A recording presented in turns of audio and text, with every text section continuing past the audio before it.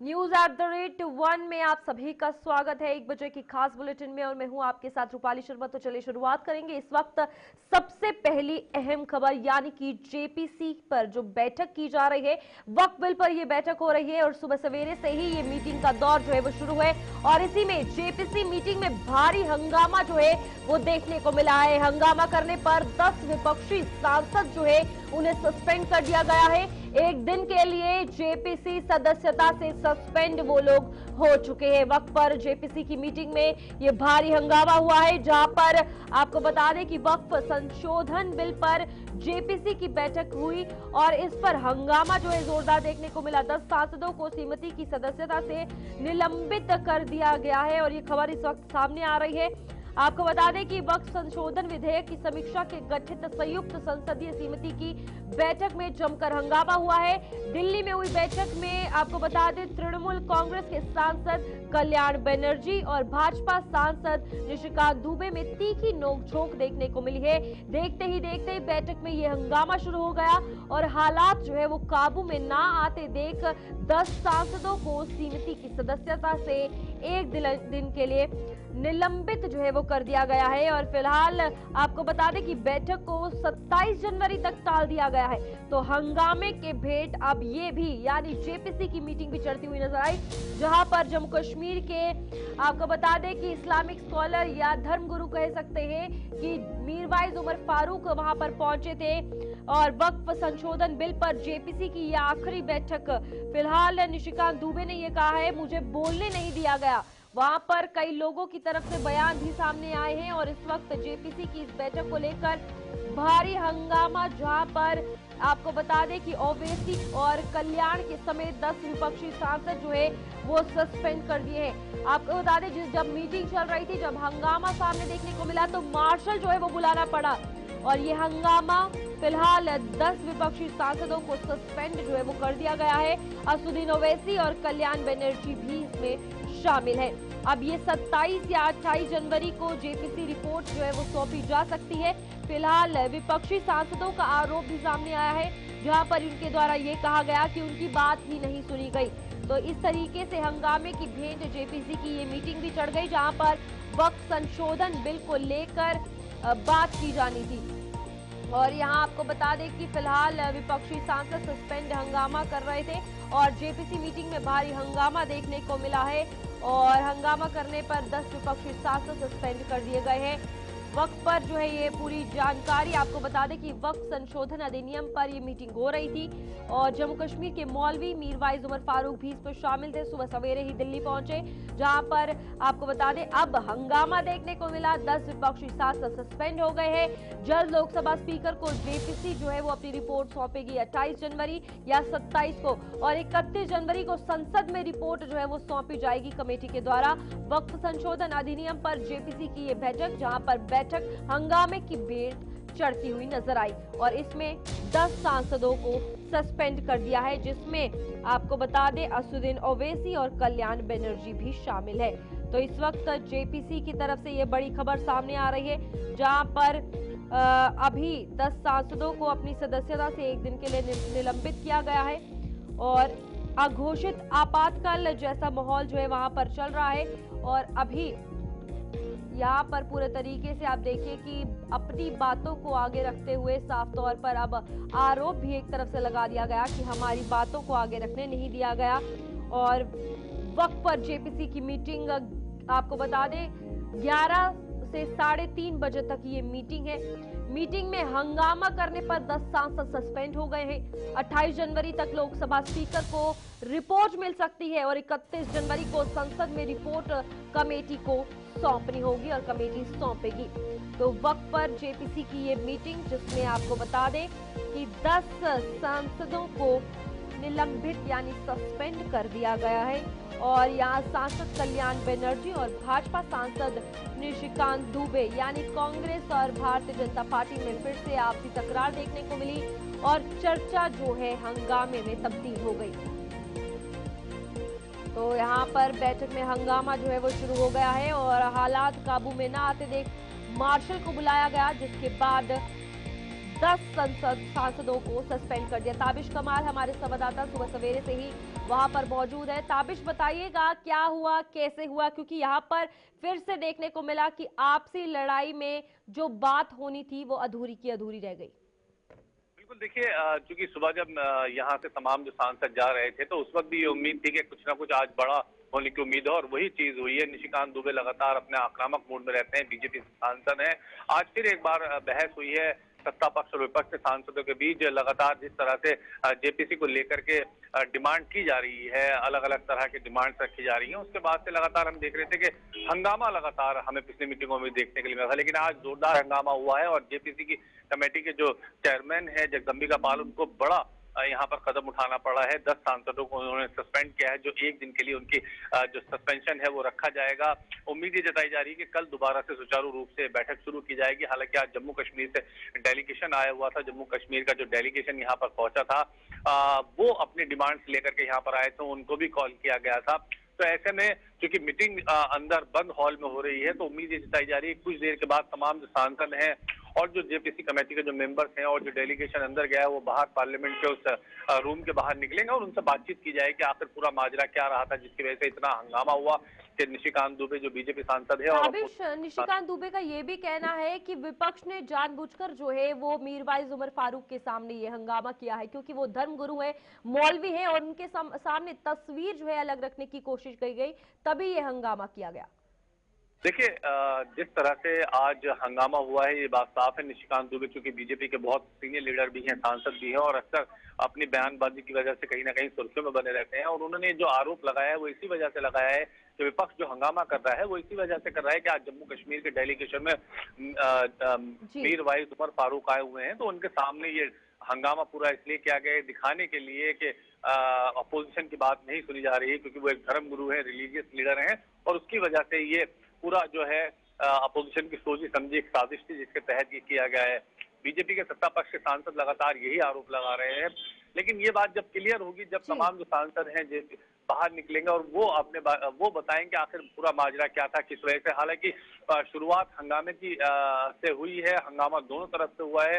Opposition अपनी बात रखना चाहता था, जिस पर निशिकांत दुबे भी कुछ नाराज नजर आए, और दोनों की तरफ से हंगामे की शुरुआत हुई है। तो ऐसे में देखना होगा कि सत्ता के और विपक्ष पक्ष के जो सांसद हैं बाहर निकलेंगे तो क्या अपनी बात रखते हैं। फिलहाल जो निकल भी रहे हैं वो मीडिया से बात करने से बचते हुए नजर आ रहे हैं। यहाँ पर ताबिश एक और चीज कही गई कि टीएमसी के सांसद ने ये कहा कि ये जिस तरीके से पूरा तस्वीर सामने आई वहां मीटिंग की, ये इमरजेंसी से कम नहीं, और हमेशा ये देखने को मिला है कहीं भी चर्चा हो, भारतीय जनता पार्टी, कांग्रेस, तमाम जो ये पार्टीज है आपसी लड़ाई के चक्कर में जो मुद्दा होता है उससे भटकती हुई नजर आ रही है, चाहे वो सत्र हो या आज की ये मीटिंग ले लीजिए।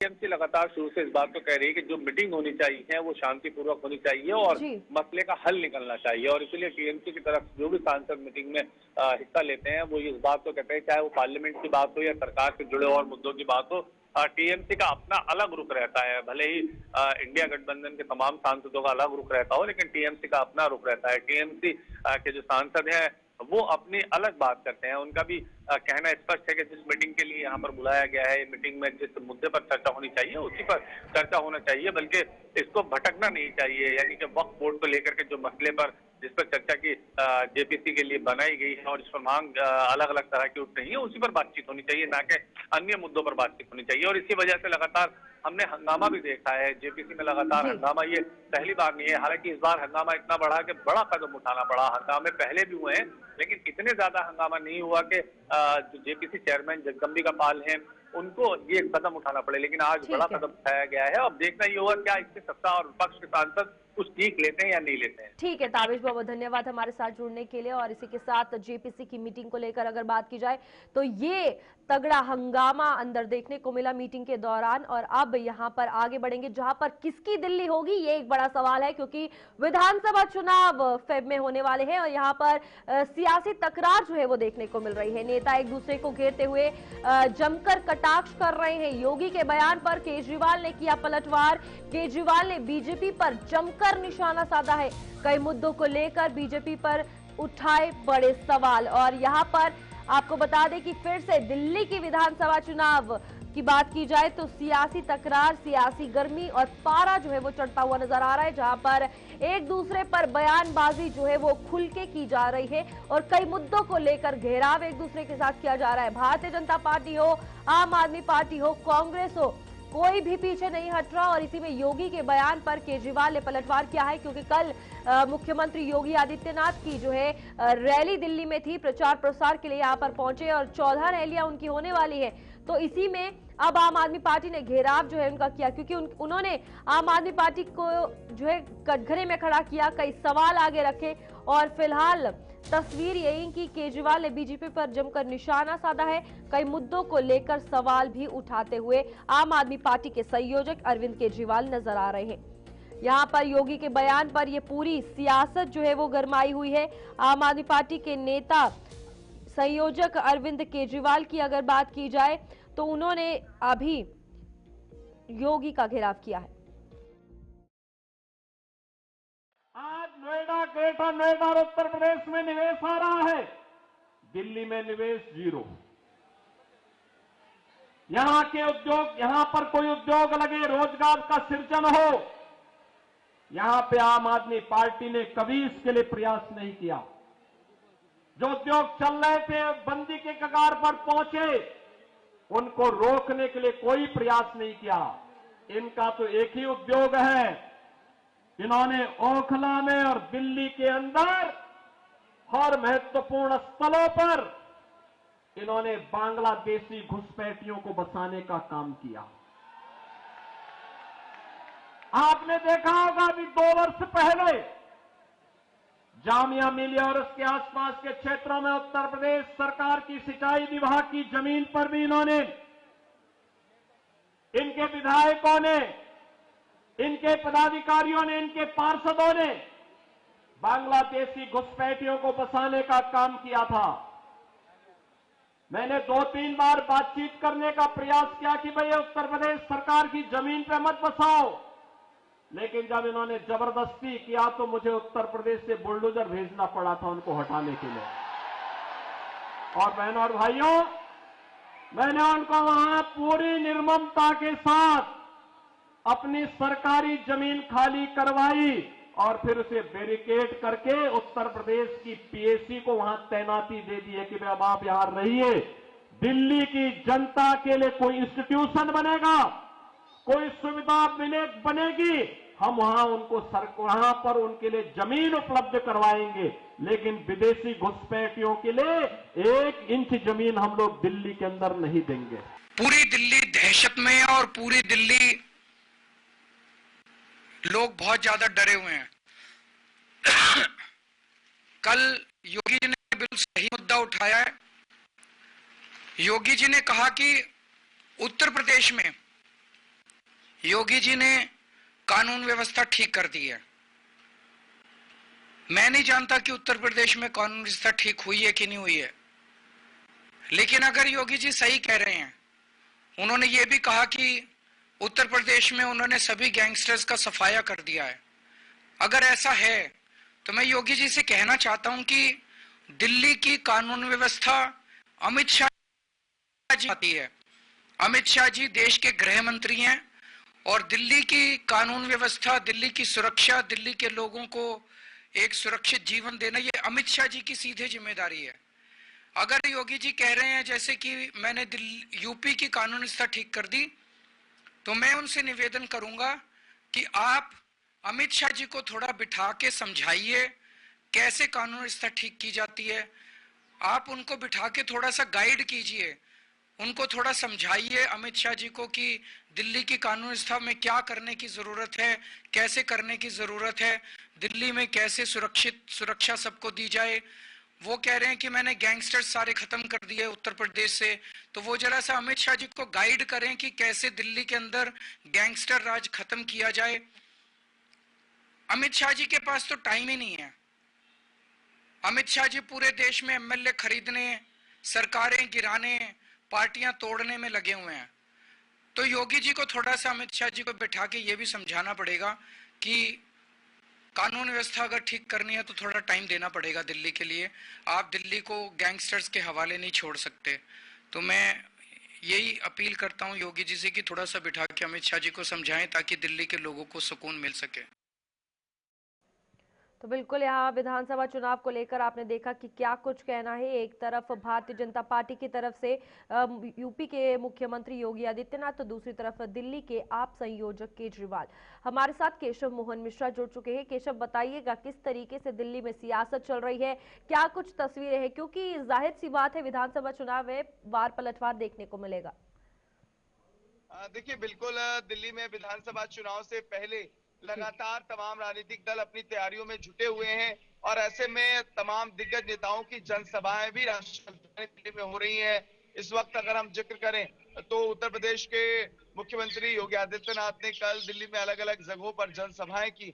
इसके बावजूद अगर हम जिक्र करें स्वयं आम आदमी पार्टी के मुखिया अरविंद केजरीवाल भी अलग अलग विधानसभाओं में जनसभाएं करते हुए दिखाई दे रहे हैं। विधानसभा का चुनाव है और उससे पहले कांग्रेस पार्टी हो या अलग अलग दल हो, अपनी पूरी ताकत झोंकने की कोशिश कर रहे हैं। लेकिन कितने परिणाम किसके लिए लाभदायक होंगे और कौन सी पार्टी दिल्ली की सत्ता में इस बार काबिज होगी, ये तस्वीर आने वाली 8 तारीख को क्लियर हो जाएगी। केशव, यहाँ पर आम आदमी पार्टी के संयोजक यानी केजरीवाल को यह भी सोचना होगा कि प्रवेश वर्मा की अगर बात की जाए, उन्होंने भी एक बहुत बड़ी बात कही है कि मानहानि का केस करूंगा, वो भी 100 करोड़ का। तो ये जिस तरीके से एक दूसरे को गिराने की कोशिश की जा रही है, कितना ज्यादा जरूरी है ये पहले ये समझे कि वोट में जनता जनार्दन बनेगी, ना कि आपसी लड़ाई इस चीज में फायदा देगी।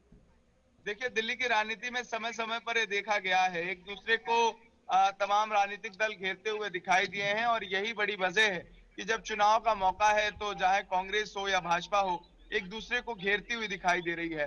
बहरहाल इसमें कितने राजनीतिक फायदे तमाम विपक्षी दलों को होंगे, किन पार्टियों को इसका नुकसान होगा, ये तस्वीर क्लियर होगी। लेकिन उससे पहले ये राजनीतिक केशव, लेकिन यहाँ पर एक और सवाल उठ रहा है कि कांग्रेस जो कह रहे हैं कि पीछे के दरवाजे से आम आदमी पार्टी का साथ दे रही है, ये भी बात निकलकर सामने आ रही है, इसको लेकर क्या कुछ कहेंगे?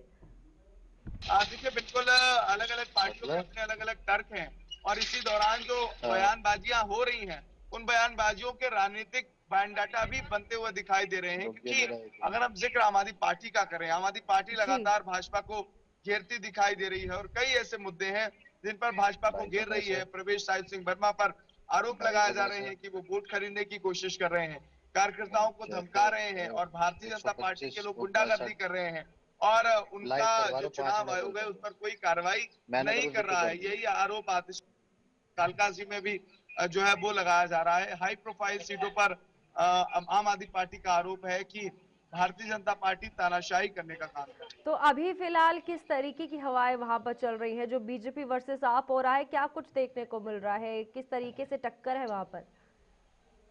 देखिए, दिल्ली की हवाएं इस बार किसके हक में होंगी, ये तस्वीर 8 तारीख को क्लियर होगी। लेकिन यह जरूर कहा जा सकता है कि आम आदमी पार्टी और भाजपा में इस बार सीधी टक्कर है। इस बार की लिए जो चुनाव है वो आम आदमी पार्टी के लिए कितना सफल होगा, भाजपा के लिए कितना सरल होगा और कांग्रेस के लिए कितनी मुश्किलें खड़ी करेगा, ये तमाम चीजें आने वाली 8 तारीख को क्लियर हो जाएंगी। लेकिन जो जनता का रुझान है, जो जनता का मन है, वो कहीं ना कहीं अभी भी आम आदमी पार्टी का जो ग्राफ है वो बढ़ा हुआ है और भाजपा दूसरे नंबर की पार्टी है। बहरहाल भारतीय जनता पार्टी का वोट बैंक बढ़ेगा, ये निश्चित है, लेकिन कितना बढ़ेगा, क्या परफॉर्मेंस रहेगी, इस पर अभी तस्वीर साफ नहीं। तो यहाँ पर केशव, भारतीय जनता पार्टी की प्रचार प्रसार की रैलियों को लेकर भी बात होगी, क्योंकि वो भी बहुत ज्यादा अहम रोल प्ले करती है और उसी के बाद ये सियासत गरमा रही है। तो योगी आदित्यनाथ के चेहरे को लेकर अगर बात की जाए, 14 रैलियां उनकी रखी गई है, क्या लगता है कितना प्रभाव जो है यहाँ की जनता पर वो चेहरा छोड़ेगा? देखिए, बिल्कुल योगी आदित्यनाथ भारतीय जनता पार्टी का बड़ा चेहरा है, हिंदुत्व के बड़े चेहरे हैं। ऐसे में जब वो दिल्ली में आते हैं तो उनकी जनसभाओं में हजारों की संख्या में लोग जुटते हैं उनको सुनने के लिए, उनको देखने के लिए, और उसका कितना असर रहेगा। ये पहली बार नहीं है कि योगी आदित्यनाथ दिल्ली में जनसभाएं कर रहे हैं, कई बार इस तरीके की जनसभाएं योगी आदित्यनाथ कर चुके हैं। लेकिन उसका कितना असर ग्राउंड पर होगा और दिल्ली की जनता योगी मोदी के वादों पर कितना भरोसा करेगी, ये ठीक तस्वीर है। भी बहुत जब्त की है। ठीक है केशव, बहुत बहुत धन्यवाद हमारे साथ जुड़ने के लिए, तमाम जानकारी देने के लिए। तो यहाँ पर दिल्ली को लेकर अगर बात की जाए तो ये एक बड़ा सवाल है कि आखिरकार किसकी होगी दिल्ली, यानी दिल्ली की कुर्सी किसकी होगी। वहीं दिल्ली विधानसभा चुनाव को लेकर सियासी सरगर्मी काफी तेज हो गई है। ऐसे में सभी दल पूरी ताकत के साथ चुनाव प्रचार में जुटे हैं। इसी बीच नेताओं के बीच जुबानी जंग भी छिड़ी हुई है। ऐसे में हमारे सहयोगी उज्जवल कुमार ने दिल्ली कांग्रेस प्रवक्ता रश्मि मिगलानी से खास बातचीत की, आइए सुनते हैं। में अपनी खोई हुई साख वापस पाने के लिए कांग्रेस पार्टी एड़ी से चोटी तक का जोर लगाती हुई दिखाई दे रही है, लेकिन राहुल गांधी दिल्ली कांग्रेस के इस चुनाव प्रचार से ज्यादा खुश नहीं दिखाई दे रहे हैं। सूत्रों के हवाले से यह भी खबर मिली थी कि राहुल गांधी ने एक मीटिंग करी दिल्ली कांग्रेस के नेताओं के साथ, जिसमें काजी निजामुद्दीन थे, साथ ही दिल्ली कांग्रेस के अध्यक्ष देवेंद्र यादव थे, प्रियंका गांधी वाड्रा भी उसमें मौजूद थी। और राहुल गांधी ने और प्रियंका गांधी वाड्रा ने दिल्ली चुनाव प्रचार को लेकर अपनी नाराजगी जाहिर की है और रणनीति में बदलाव करने के लिए दिल्ली कांग्रेस को कहा है। तो कांग्रेस पार्टी की तरफ से क्या कुछ रणनीति में बदलाव किया गया है, यह आप तक पहुंचाएंगे। हमारे साथ बात करने के लिए रश्मि मिगलानी जी हैं, जो कि जो दिल्ली में विधानसभा चुनाव हो रहे हैं उसमें मीडिया डिपार्टमेंट की कोऑर्डिनेटर हैं, प्रवक्ता हैं। इनसे जानेंगे क्या कुछ अब कांग्रेस पार्टी दिल्ली के चुनाव प्रचार में अपनी रणनीति बदल रही है। रश्मि जी, कांग्रेस पार्टी के बड़े जो चेहरे हैं राहुल गांधी, प्रियंका गांधी, वो दिल्ली कांग्रेस जिस तरीके से चुनाव प्रचार कर रही थी उससे खुश नहीं नजर आए। ऐसी खबरें भी सामने आई, सूत्रों के हवाले से पता लगा कि नाराजगी जाहिर की उन्होंने और कुछ निर्देश भी आप लोगों को दिए थे। काजी निजामुद्दीन भी उस मीटिंग में थे, देवेंद्र यादव भी थे। तो क्या कुछ बातें हुई क्या इन बातों में और कितनी बड़ी सच्चाई है? सबसे पहले नाराजगी तो उसको नहीं कह सकते, सजेशन हम कह सकते हैं कि कुछ सजेशंस उन लोगों ने दिए हैं। और जैसा कि उन्होंने कहा कि हाँ और भी हमें धुआंधार तरीके से करना चाहिए, तो हमारा जो प्लान है, जैसे कि हम लोग मीडिया डिपार्टमेंट संभाल रहे हैं, हम लोग कोऑर्डिनेटर हैं, तो हम भी अपने सुझाव रखते हैं, उनको देते हैं। ऐसा नहीं है, वो लोग भी सुनते हैं जो प्रभारी हैं। और देखिए, अब हमारा डोर टू डोर जो हमारे सेकंड लाइन के और थर्ड लाइन के हैं नेता हैं, कार्यकर्ता हैं, छोटे कार्यकर्ता हैं, वो डोर टू डोर हम लोग अब ज्यादा प्रयास कर रहे हैं कि उस पे ज्यादा फोकस किया जाए, डोर टू डोर पे। डोर टू डोर पे मैम, और क्या कुछ बातें हुई, क्या कुछ सुझाव आप लोगों ने राहुल गांधी, प्रियंका गांधी के आगे रखे, या उन्होंने आप लोगों को क्या बोला कि अब ये जो चुनाव प्रचार है, क्योंकि अब चुनाव में देखिए 13 से 14 दिन का समय बचा है, तो कैसे एक स्टेप आप लोग आगे जाएंगे, क्योंकि बीजेपी और आम आदमी पार्टी बहुत ज्यादा आक्रामक होकर चुनाव प्रचार कर रही है। देखिए, हमारे जितने भी हैं स्टार कैंपेन, वो तो हैं, वो तो आएंगे सब, और शुरू भी कर दिया, जैसे इमरान प्रतापगढ़ी का है। और हम लोग ज्यादा से ज्यादा इसी पर ही फोकस करेंगे अब, कि जितने भी लोगों की हमने टीम बनाई है, जो लिस्ट आई है, शायद वो आप लोगों को भी दी गई है, तो उसमें से जितने ज्यादा से ज्यादा लोग यहाँ अवेलेबल, सभी अवेलेबल हैं, एक्चुअली सब आ चुके हैं दिल्ली, तो वो सभी अपने अपने क्षेत्र में जहाँ भी उनको हमारी टीम भेजेगी वो वहां पर जाकर करेंगे रैली। आपका कहना मतलब है कि कार्यकर्ताओं को आप लोग मजबूत कर रहे हैं, डोर टू डोर कैंपेन कर रहे हैं, लोगों तक पहुंच रहे हैं सभी के स्तर पर। हाँ बिल्कुल, ये तो करना ही है, क्योंकि जैसा सबको पता है कांग्रेस तो जरूरी है ही दिल्ली के लिए, है ना। तो वो डोर टू डोर से ही हमको लगता है कि उसी से ही हमारा कुछ हम लोग और स्ट्रांग हो जाएंगे। मैम, लेकिन अगर हम राहुल गांधी की अब बात कर रहे हैं तो बीजेपी की तरफ से कई बयान सामने आ रहे हैं, क्योंकि राहुल गांधी की 2 जो रैलियां हैं उसमें वो नहीं पहुंचे, तो इसको लेकर बीजेपी की तरफ से ये कहा जा रहा है, कई जो बीजेपी के नेता कह रहे हैं, आरोप लगा रहे हैं कि इंडिया गठबंधन की तरफ से प्रेशर पड़ रहा है और उस गठबंधन को बचाने के लिए इसलिए राहुल गांधी जो है वो सीधे अरविंद केजरीवाल के ऊपर अटैक नहीं कर रहे हैं, आम आदमी पार्टी को जो है डायरेक्ट नहीं बोल रहे हैं। मुझे तो हंसी आती है, इनको नैरेटिव सेट करने में बीजेपी को मजा आता है, आम आदमी पार्टी को मजा आता है। अब एक बढ़िया चुटकुला कह देती हूँ बीजेपी वालों के लिए, कि एम्स तो आपके अंडर में है और राहुल गांधी नेता प्रतिपक्ष हैं, तो कृपया करके एम्स के डॉक्टर को पकड़ के ले जाइए, देख लीजिए उनका स्वास्थ्य खराब है या नहीं सच में। उनका स्वास्थ्य खराब है। वो नैरेटिव आप कुछ भी सेट कर देंगे, आप कुछ भी ट्विटर पे चलाएंगे, कुछ भी बोलेंगे मन से, ये सब गलत बातें हैं। राहुल गांधी जी 26 तारीख से बिल्कुल फुल तूफानी तरीके से करेंगे यहाँ पर। और मैम, अगर हम प्रियंका गांधी की बात करें या फिर मल्लिकार्जुन खड़गे की बात करें, वो कब दिल्ली के इस चुनावी मैदान में उतरते हुए? बस 1-2 दिन में प्लान है हमारा। हाँ, 26 के बाद ही, क्योंकि आप देख ही रहे हैं कि सब जगह रूट लगा हुआ है और ट्रैफिक बहुत बहुत ट्रैफिक है। बहुत शुक्रिया हमारे साथ बात करने के लिए। तो आपने देखा, ये थे हमारे साथ बात करने के लिए रश्मि मिगलानी, वीडियो जर्नलिस्ट बलदेव के साथ उज्जवल कुमार। तो बिल्कुल आपने सुना कि किस तरीके से दिल्ली की सियासत को लेकर बातचीत हो रही थी और कांग्रेस प्रवक्ता का कहना है कि बिल्कुल कार्यकर्ताओं को जो है ग्राउंड लेवल पर जगह जगह भेजा जा रहा है और ये तमाम कोशिशें ताकि जो कांग्रेस की जीत है वो हो उसको लेकर देखने को मिल रही है। मोकामा मामले में इस वक्त बड़ी खबर जो है सामने आ रही है। पूर्व एमएलए अनंत सिंह ने भी सरेंडर किया है और इसी में अनंत सिंह से पहले सोनू ने सरेंडर किया था, जहां पर ये गैंग वॉर देखने को मिली और आज फिर हुई थी ताबड़तोड़ फायरिंग। मोकामा मामले में लेकर अगर बात की जाए तो लगातार ये गैंग वॉर जो है देखने को मिल रही है, जिसमें एक के बाद एक फायरिंग का मामला सामने आ रहा है। और अभी अगर बात की जाए तो बाहुबली अनंत सिंह के घर रेड भी हुई और अभी सरेंडर जो है अनंत सिंह ने कर लिया है, सोनू ने भी कर लिया है। और मोकामा के गैंग वॉर को लेकर इस वक्त की ये बड़ी खबर, जहां पर सोनू और पूर्व विधायक का समर्थक मुकेश की भी अगर बात की जाए तो ये इस वक्त सभी सरेंडर कर चुके हैं। और यहां पर अनंत सिंह से पहले सोनू ने किया था और अब अनंत सिंह ने सरेंडर किया है। तो यहाँ पर मोकामा गैंग वॉर को लेकर सोनू गैंगस्टर पहले ही पुलिस के सामने सरेंडर कर चुके हैं। मोकामा मामले में बाहुबली और पूर्व विधायक अनंत सिंह ने भी सरेंडर कर दिया है। बताया जा रहा है कि बाहुबली अनंत सिंह सरेंडर करने के लिए अदालत पहुंचे थे। वहीं आज फायरिंग मामले में ही सोनू गैंगस्टर ने भी सरेंडर किया था। मोकामा गैंग वॉर मामले में बाहुबली और पूर्व विधायक अनंत सिंह ने भी सरेंडर कर दिया है। बताया जा रहा है कि बाहुबली अनंत सिंह सरेंडर करने के लिए अदालत पहुंचे और यहाँ पर अनंत सिंह ने पटना जिले के बाढ़ कोर्ट में सरेंडर किया है। हमारे साथ कृष्णा ठाकुर लगातार इस मामले को लेकर जानकारी दे रहे हैं। कृष्णा, बताइएगा अभी क्या कुछ जानकारी है, क्योंकि यहाँ पर बाहुबली ने भी अब सरेंडर कर दिया है। जी रूपाली जी, सर से सुबह का वारदात हुआ। वारदात के बाद पुलिस पूरी तरह से हरकत में आई और शासन प्रशासन जो भी था और जिले स्तर के पटना तक में कोहराम मच गया हुआ था।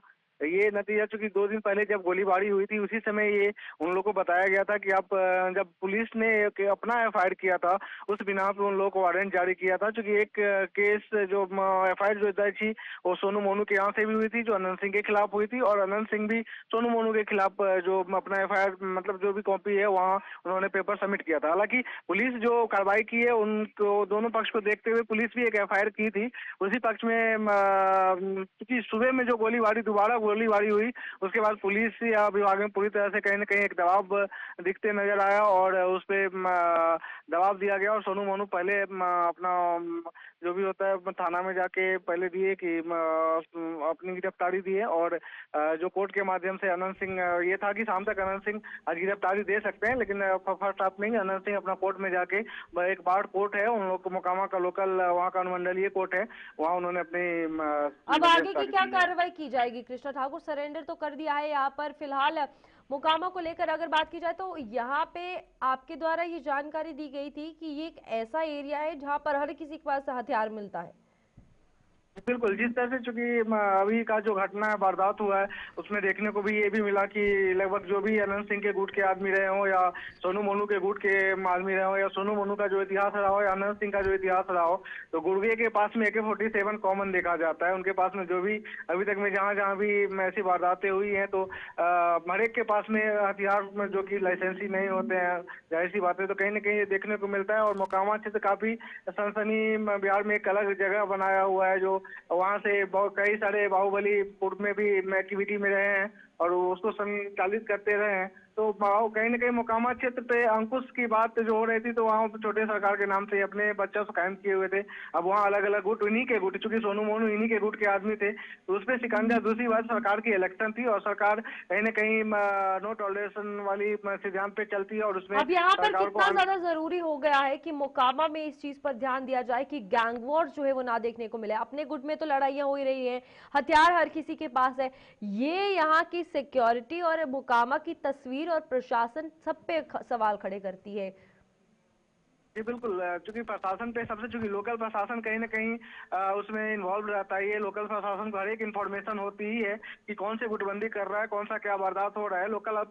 लेकिन चूंकि ये अपनी इतने पैठ जमा चुके हैं, उनकी पॉलिटिकल इतनी पकड़ है या प्रशासनिक इतनी पकड़ है जो अपने बच्चों के, चूंकि सोनू मोनू के बारे में भी बताया जा रहा था कि लोकल स्तर पे उगाही के काम करते हैं और उनकी बहुत सारी जगह इन्वॉल्वमेंट रहती है। और अनंत सिंह का तो कहना है, अनंत सिंह का तो बैक हिस्ट्री रहा है कि पिछले 30 साल पहले से कि उनका क्या वारदात और कहाँ कहाँ संलिप्त रहे हैं, उनका क्या छवि है। तो पूर्ण मिला के ये बोला जाए कि कहीं ना कहीं प्रशासन को पता रहता है, लेकिन प्रशासन अपने पल्ले तब तक झाड़ती रहती है जब तक उन पर कोई दबाव न पड़ जाए। प्रशासन के ऊपर सरकार जो कि नो टॉलरेंस और बाकी चीज की गतिविधि पे नीतीश कुमार ऑलवेज जो सो वर्क करते आए हैं। और ऐसी घटना के बाद अभी फिलहाल जो अनंत सिंह की बीवी है वो ठीक है कृष्णा, बहुत बहुत धन्यवाद हमारे साथ जुड़ने के लिए। पूरा मामला क्या कुछ है पहले आपको बताते हैं।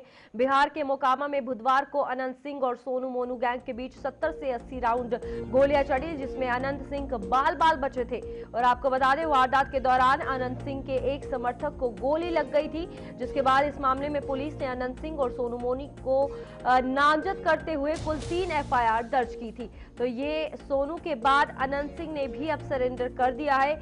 और ये फायरिंग मामले में सोनू गैंगस्टर ने पहले सरेंडर किया और उसके बाद अनंत सिंह ने भी सरेंडर किया है। तो ये मोकामा को लेकर पूरी जानकारी। फिलहाल खबरों का सिलसिला यूं ही जारी रहेगा, लौटते एक छोटे से ब्रेक के बाद।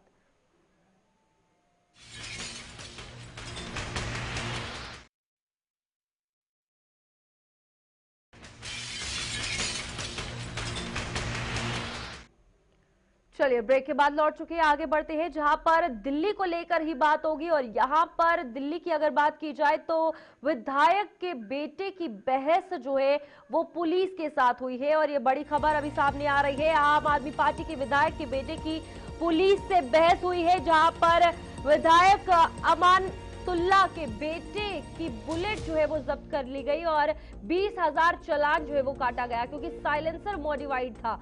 यहाँ पर अमानतुल्लाह के बेटे का वीडियो दिल्ली पुलिस ने रिकॉर्ड किया है और 20,000 का चालान किया गया।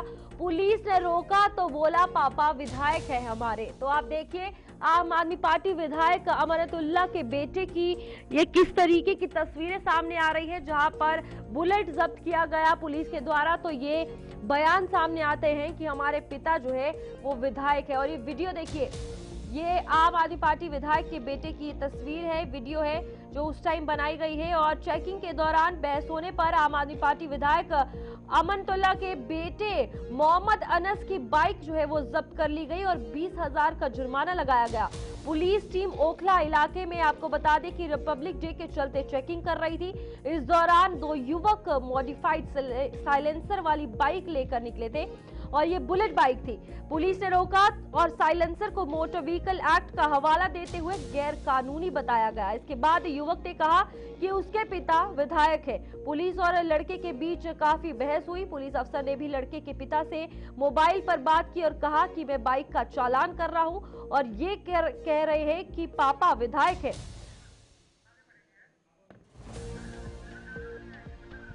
तो आप देखिए किस तरीके से अब दिल्ली में तस्वीरें सामने आ रही है, जहां पर अगर पुलिस कार्रवाई करती है तो ये कहा जाता है कि पापा हमारे विधायक है। आगे बढ़ेंगे जहां पर महाराष्ट्र से बड़ी खबर सामने आ रही है और भंडारा में ऑर्डिनेंस फैक्ट्री में धमाका जो है वो हुआ है और इसी में अभी तक 5 लोगों की जान जो है वो चली गई है।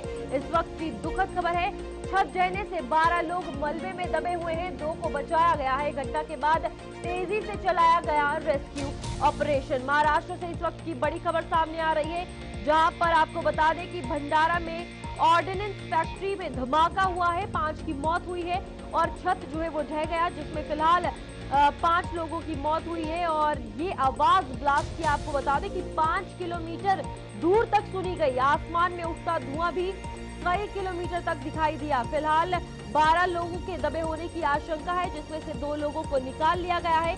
रेस्क्यू ऑपरेशन जारी है। और यहाँ पर बात की जाए तो आपको बता दें इलाके में ये फैक्ट्री जो है LTP यानी लॉन्ग टर्म प्लानिंग सेक्शन में हुआ है और विस्फोट के समय सेक्शन में 14 कर्मचारी काम कर रहे थे, जिनमें से 3 को बचा लिया गया है और 1 की मौत हो गई है। तो यहाँ पर महाराष्ट्र के CM देवेंद्र फडणवीस ने भी इस हादसे में जानकारी जो है वो दी है। फिलहाल ये कहा है कि हादसे में छत जो है वो गिरी है, जिसके नीचे 13 से 14 लोगों के फंसे होने की जानकारी है। 1 की मौत हुई है जबकि 5 लोगों को बचाया गया है। वहीं पुलिस ने बताया है कि 1 व्यक्ति की मौत हुई है और 10 लोगों की तलाश जारी है। तो ऑर्डिनेंस फैक्ट्री में ये धमाका जो है वो हुआ है और छत जो है वो ढह गई, जिसके बाद लोग मलबे के नीचे दब गए। RDX बनाने वाली ब्रांच में ये धमाका हुआ है। यहाँ पर आपको बता दें कि टेस्टिंग फैसिलिटीज और लेबोरेटरीज भी जो यहाँ पर है और लेबोरेटरीज में भी ये सब मटेरियल था और उसके बाद धमाका आरडीएक्स बनाने वाली ब्रांच में हुआ है।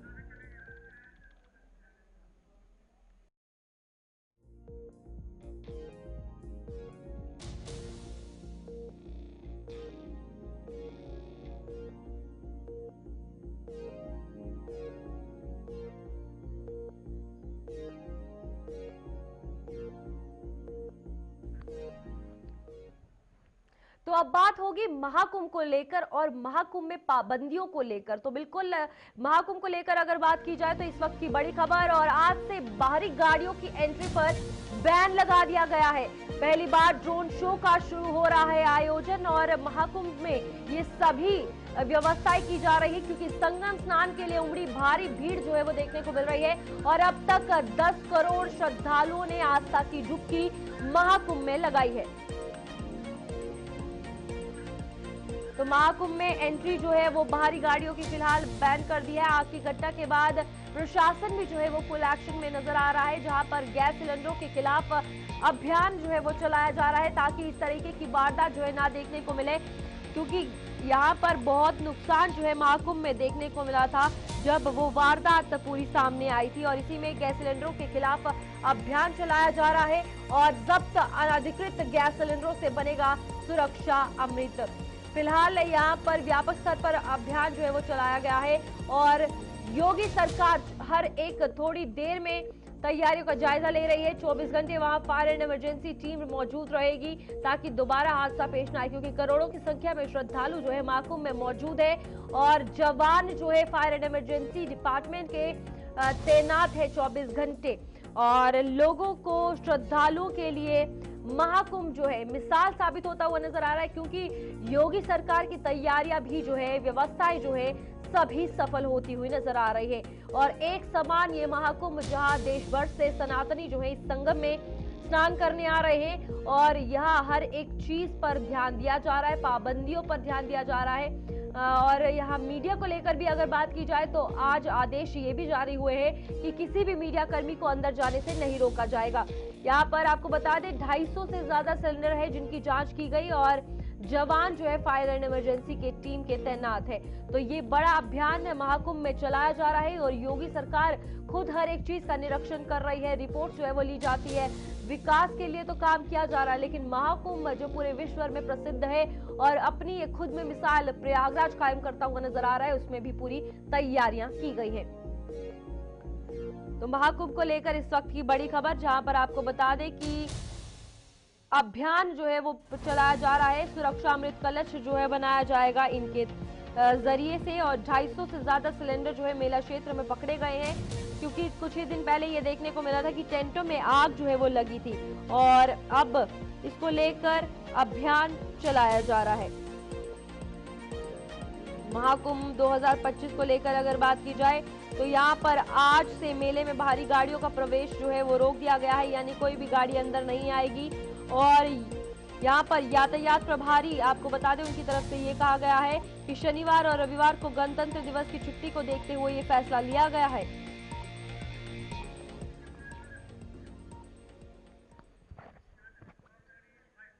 तो आगे बढ़ेंगे, जहां पर बॉलीवुड अभिनेता सैफ अली खान के मामले को लेकर सियासत जो है वो गरमाती हुई नजर आ रही है।